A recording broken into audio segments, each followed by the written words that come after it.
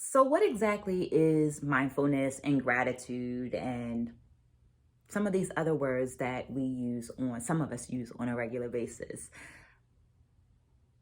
I feel like we could all use some more clarity. The other day, my daughter, my 23-year-old, asked me, Mommy, what is mindfulness? Now, here's the definition that I am going to offer, but feel free to go ahead and drop your own explanation into the comments below so that we have some varied opinions and ideas about it so that we're all better and stronger.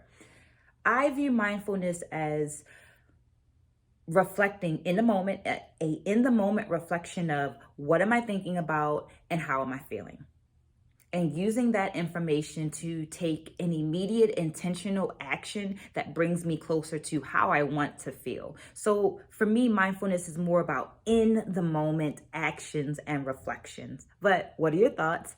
Go ahead and drop them in the comments below while you like this video and subscribe to the channel. My name is Maya D, and I am a storyteller by trade. I do so through dance, but I also do it through writing.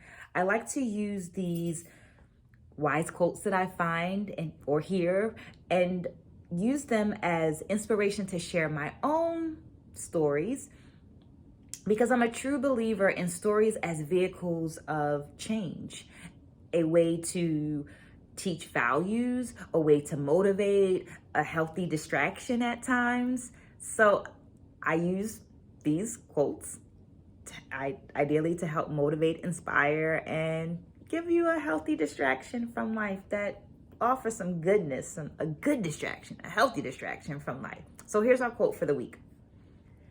Don't give your pearls to swine. Now, how can you apply that in your real life? Here's those three tokens of how you can apply that quote in your everyday life. Number one, know what you value. Get clarity about what's important in your life. Number two, cherish what you value. So it's important. How do you take care of something that's important? And actually doing it because it's important. And number three, offer your valuables to people who will value them. Now, continuing this mindfulness moment, now that you've got the quote and now that you know how you can apply it, let's get into that storytelling. So get cozy, get comfy, and let's do this new age storytelling. Instead of a book, you can see the back of my laptop, but that's okay. Here we go.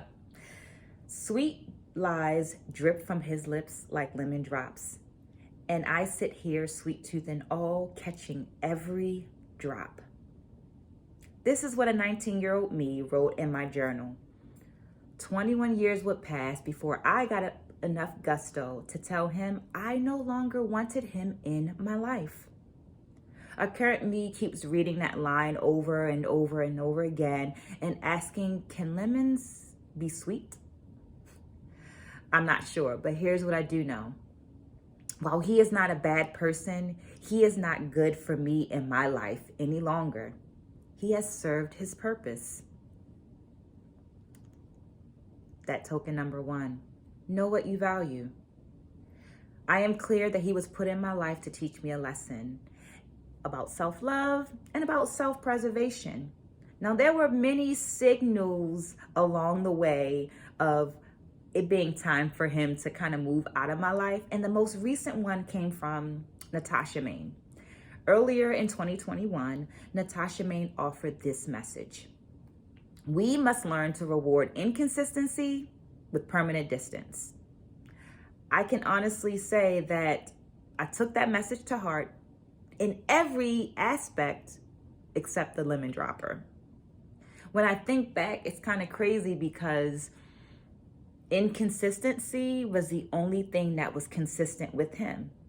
And that's okay for him, but not okay for me in my current life. My imagination was actually the thing that helped me get through the isolation of the pandemic. In my many hours alone, being away from family, I live in the Midwest and my family is on the East Coast. So in those many hours alone in the isolation, I imagine I was with those people that made my heart smile. And what that actually did was it increased my value in quality time. quality time is where I place my value. It's what's valuable to me. Number 2, cherish what you value. Isolation gave me clarity about how much I valued quality time and my own joy. When I was able to share space with someone, I opted to spend it with those who I had imagined during that time alone. Joy took precedence, and everything else was just everything else. The idea of being around someone that didn't bring me joy or took me to a place of hurt or trauma slowly became a non-negotiable. Notice the use of the term slowly. Life is a process, so leaving these places where I didn't feel joy took some time. You gotta unbreak habits, right? In the case of the lemon dropper, I realized my lack of joy was due to the lack of value that I previously placed on my own joy. Number 3, offer your valuables to those who value them. The truth is, I was still turning down life in order to protect his pride, his ego, and he could care less. I'm laughing because it's sad, not because it's funny. I'm laughing because it's sad. During an interview with Amani Payne, I asked her what was a golden nugget that she would share with the next generation. And she said, don't offer your pearls to swine. Now, I want you to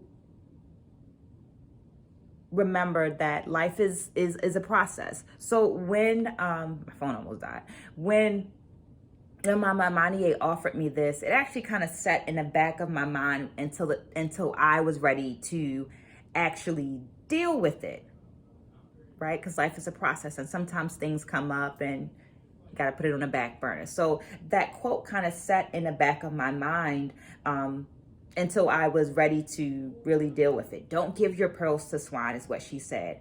And I felt that in my soul, but wasn't necessarily ready to deal with it. Now, I also want to make it very clear that this is not a judgment on pigs, but an observation around some of the taboos that exist around eating pork, and an acknowledgement that some of those taboos are actually based on the fact that pigs will eat anything, which means there's no discernment of this is good, this is bad, this is great, this is high quality, this is low quality. There's no discernment. They'll just take in anything, be it scraps or gourmet.